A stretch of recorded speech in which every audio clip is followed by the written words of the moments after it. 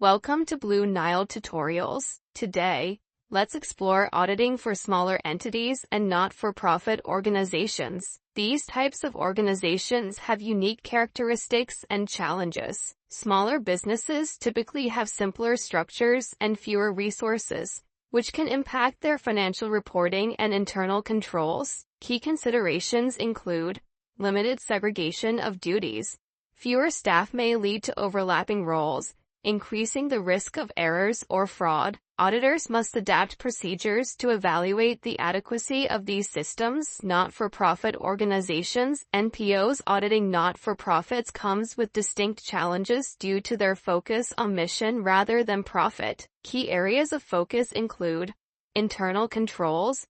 Many NPOs operate with limited staff and volunteers, leading to weaker controls. Auditors may focus on key areas like cash handling and donor tracking. Let's dive deeper into the details in our tutorials. This video will cover the audit of smaller entities and not-for-profit organizations, or NFPs. The aim is to identify how the audit would differ when reviewing the two entities' financial statements. Auditors must be capable of auditing the entity under review. Having experience in auditing a smaller entity or a not-for-profit organization such as a charity is important. If they miss something important, they may issue an inappropriate opinion in the audit report at the end of the audit process.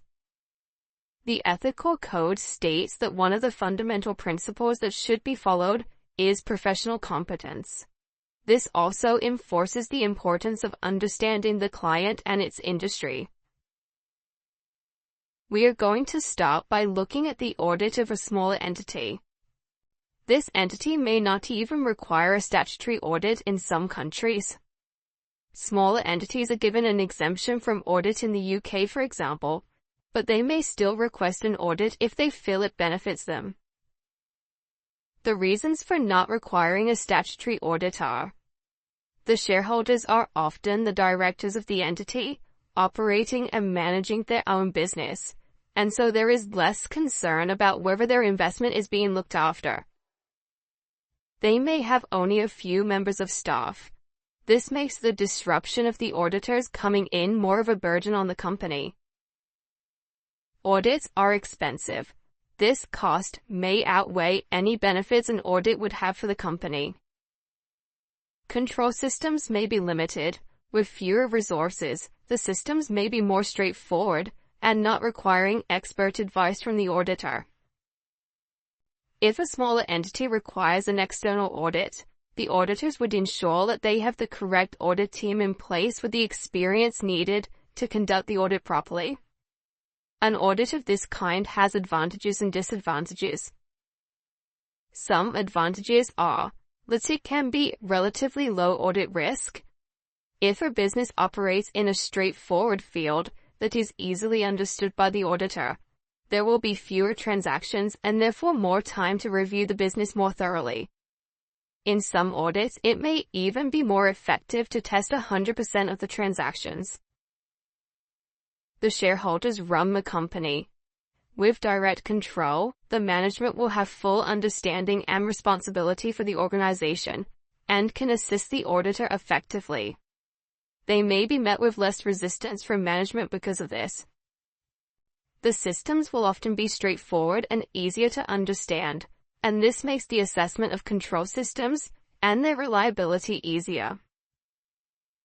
Some disadvantages are: due to the direct control of the company by the shareholders, they are in a position to manipulate the figures in the financial statements or hide personal expenses. Simple systems can often be manual. This increases the risk of human error, which needs to be addressed by the auditor and identified.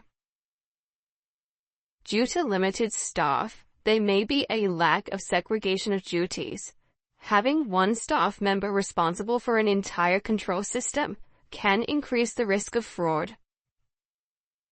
They may not be very formal in their communications. Documentation on systems may be limited. Minutes of board meetings may be non-existent. This limits the amount of written evidence the auditor can obtain from the client. To conclude, depending on the specifics of the small business, there may be elements of an audit that are far more straightforward than dealing with a larger organization.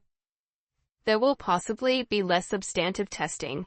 However, careful planning is still needed to assess the risks and review the control systems and any limitations to identify where the fraud risk is higher and decide how to approach the audit. Not-for-profit organizations include charities and public sector entities. The way these entities are structured and how to prepare their financial information will be significantly different to how a private sector entity would operate. It is even more important that specialized audit staff are involved in the audit process for this kind of entity. The key differences we would see with a not-for-profit organization are: they are not driven by profits.